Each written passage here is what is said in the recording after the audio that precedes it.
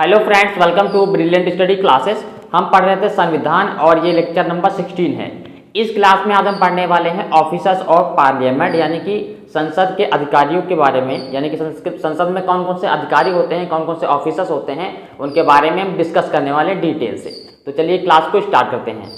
तो संविधान के भाग 5 में अध्याय 2 यानी कि चैप्टर नंबर 2 में संसद के बारे में डिटेल से दिया है। तो उसी भाग में हम आज पढ़ने वाले हैं ऑफिसर्स ऑफ पार्लियामेंट, यानी कि संसद के अधिकारी। ये आर्टिकल नंबर 89 से यानी कि अनुच्छेद 89 से लेकर आपका अनुच्छेद 98 तक इसमें आज हम पढ़ने वाले हैं। तो चलिए क्लास को स्टार्ट करते हैं।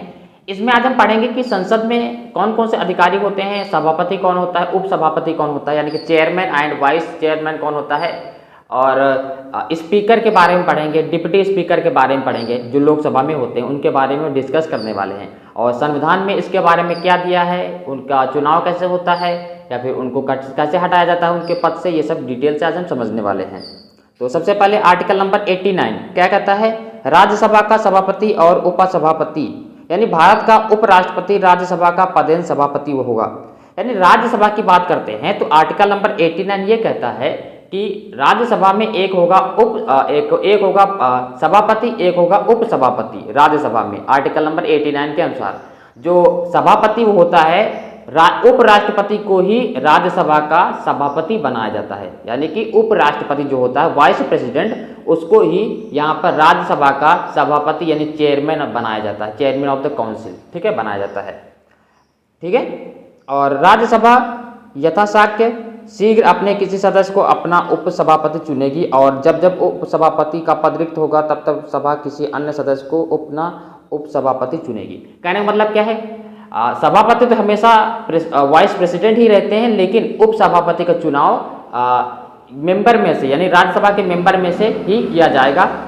ये इसमें बताया गया है आर्टिकल नंबर 89 में। यानी आर्टिकल नंबर 89 में ये बताया गया है कि जो उपराष्ट्रपति होगा वो आपका बनेगा सभापति यानी चेयरमैन, और जो उपसभापति होगा यानी कि वाइस चेयरमैन, तो वो मेंबर में से ही यानी राज्यसभा के मेंबर में से ही बनाया जाएगा।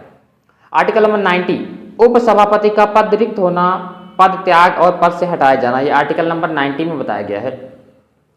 राज्यसभा के उपसभापति के रूप में पद धारण करने वाला सदस्य यदि राज्यसभा का सदस्य नहीं रहता है तो अपने पद रिक्त कर देगा। यानी कि आर्टिकल नंबर 90 ये कहता है जो उपसभापति है यानी वाइस चेयरमैन है, वो अगर वो राज्यसभा का सदस्य नहीं रहता है तो उसे उपसभापति के पद से हटाया जाएगा, यानी कि उसका पद रिक्त हो जाएगा, ठीक है। यानी जब तक वो राज्यसभा का सदस्य रहेगा तब तक ही वो वहाँ पर उपसभापति बना रहेगा।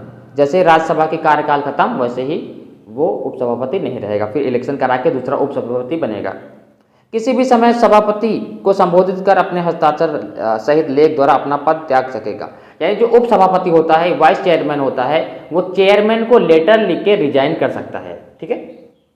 हाँ, आर्टिकल नंबर 91 क्या बताता है, सभापति के पद के कर्तव्यों का पालन करने या सभापति के रूप में कार्य करने की उपसभापति या अन्य व्यक्ति की शक्ति। यानी कि आर्टिकल नंबर 91 में अनुच्छेद 91 में ये बताया है, अगर सभापति का पद खाली है या सभापति ने अपना पद त्याग दिया है, किसी कारणवश सभापति अनुपस्थित है, तो उस समय सभापति के कार्यों को कौन करेगा, वो उपसभापति करेगा। अगर उपसभापति का भी पद रिक्त है तो वहाँ पर राज्यसभा के किसी मेंबर को ये कार्य दे दिया जाएगा आर्टिकल नंबर 91 के अनुसार, ठीक है। ये चीज़ में बताया गया है। आर्टिकल नंबर 92 जब सभापति या उपसभापति को हटाने की कोई संकल्प विचाराधीन है तब उसका पीठासीन ना होना। यानी कि फॉर एग्जांपल आर्टिकल नंबर 92 ये कहता है कि मान लेते हैं सभापति को हटाना है, उसने कुछ संविधान का उल्लंघन किया या फिर उसने कुछ उसके ऊपर कुछ अपराध लगाए गए हैं, तो आर्टिकल नंबर 92 ये कहता है, चाहे वो सभापति हो उपसभापति हो कोई भी हो, ठीक है, यहाँ पर सभापति या उपसभापति दोनों की बात हो रही है, इनको पद से हटाने का कोई संकल्प आया है कि इनको पद से हटाना है, तो उसके लिए राज्यसभा की किसी बैठक में जब उपराष्ट्रपति को उसके पद से हटाने का कोई संकल्प विचाराधीन है तब सभापति, या जब उपसभापति को उसके पद से हटाने का कोई संकल्प विचाराधीन है तब उपसभापति उपस्थित हो रहने पर भी पीठासीन नहीं होगा। कहने का मतलब ये है, जो अगर सभापति या उपसभापति को उसको हटाना है, ठीक है, तो यहाँ पर जो वो इनकी जो मीटिंग होती हैं उनकी मीटिंग वैसे ही चलती रहेंगी जब तक ये सिद्ध नहीं हो जाता कि उसने कुछ गलत किया है, उसको पद से हटाया जाना है। वह चीज़ में बताया गया आर्टिकल नंबर 92 में, ठीक है। प्रत्येक बैठक के संबंध में वैसे ही लागू होंगे जैसे उस बैठक के संबंध में लागू होते हैं। यानी कि जैसे बैठकें मीटिंग्स होती हैं, पहले मीटिंग जैसे होती थी वैसे मीटिंग होती रहेगी, ठीक है। वहाँ पर अगर सभापति के ऊपर लगा आरोप या फिर उप सभापति के ऊपर आरोप लगा है पद से हटाने के लिए, तो वहाँ पर मीटिंग वो करता रहेगा, लेकिन वोट देने का हकदार नहीं होगा, ठीक है, वोटिंग प्रोसेस में। हाँ, आर्टिकल नंबर 93 लोकसभा का अध्यक्ष और उपाध्यक्ष। यानी कि आर्टिकल नंबर 93 ये बताता है कि जो लोकसभा में स्पीकर और डिप्टी स्पीकर होते हैं उसके बारे में बताया गया है आर्टिकल नंबर 93 में।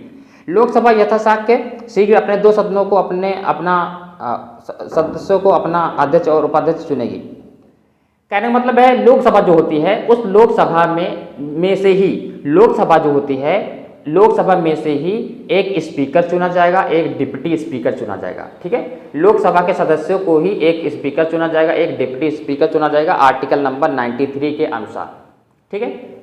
हाँ, आर्टिकल नंबर 94 अध्यक्ष और उपाध्यक्ष का पद रिक्त होना, पद त्याग और पद से हटाया जाना। आर्टिकल नंबर 94 में ये बताया है कि जो स्पीकर होते हैं या फिर डिप्टी स्पीकर होते हैं उनका पद रिक्त हो जाता है या फिर वो त्याग देते हैं या पद से उनको हटा दिया जाता है, तो उसके बारे में क्या प्रोसेस है। लोकसभा के अध्यक्ष या उपाध्यक्ष के रूप में पद धारण करने वाला सदस्य यदि लोकसभा का सदस्य नहीं रहता है तो अपना पद रिक्त कर देगा। यानी कि अगर वो लोकसभा का सदस्य नहीं है, अगर वो स्पीकर है, मतलब स्पीकर है अभी और लोकसभा की सदस्य उसकी खत्म हो जाती है तो वो उस स्पीकर का पद रिक्त कर देगा या फिर डिप्टी स्पीकर का पद रिक्त कर देगा, ठीक है, यानी खाली कर देगा, एम्प्टी।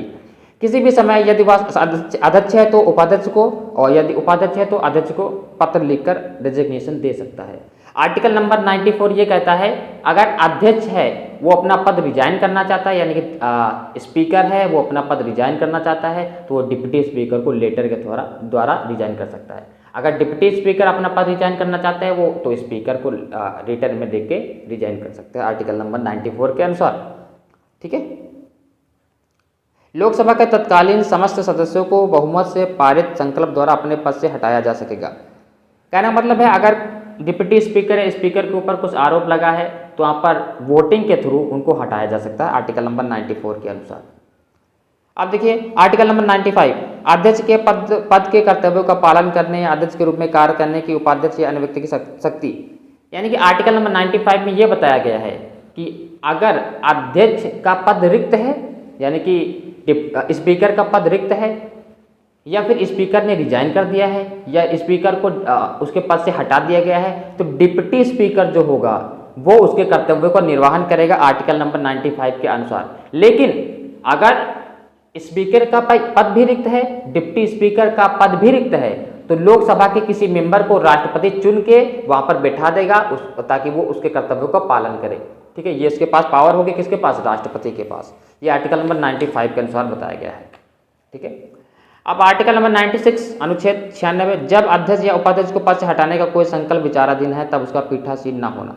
यानी कि कहने का मतलब है जब स्पीकर या डिप्टी स्पीकर को हटाने का एक प्रावधान है, यानी कि एक विचार आया है संसद में, लोकसभा में, तो उसके बारे में बताया गया आर्टिकल नंबर 96 के अनुसार। लोकसभा की किसी भी बैठक में जब अध्यक्ष को उसके पद से हटाने का कोई संकल्प विचाराधीन है तब अध्यक्ष या उपाध्यक्ष को उसके पद से हटाने का कोई संकल्प विचाराधीन है तब उपाध्यक्ष उपस्थित रहने पर भी पीठासीन नहीं होगा। कहने का मतलब है उसे वहाँ पर बैठने की आज़ादी होगी, भले उसके ऊपर आरोप लगा है कि उसको पद से हटाए जाने का एक प्रावधान आया है, एक प्रोसेस होना है, तो भी वहाँ पर वो बैठेगा और वहाँ पर सारी चीज़ें वो देख सकता है, ठीक है। हाँ, जब अध्यक्ष को उसके पद से हटाने का कोई संकल्प विचाराधीन है लोकसभा में तो उसको लोकसभा में बोलने और उसकी कार्यवाही में अन्यथा भाग लेने का अधिकार होगा।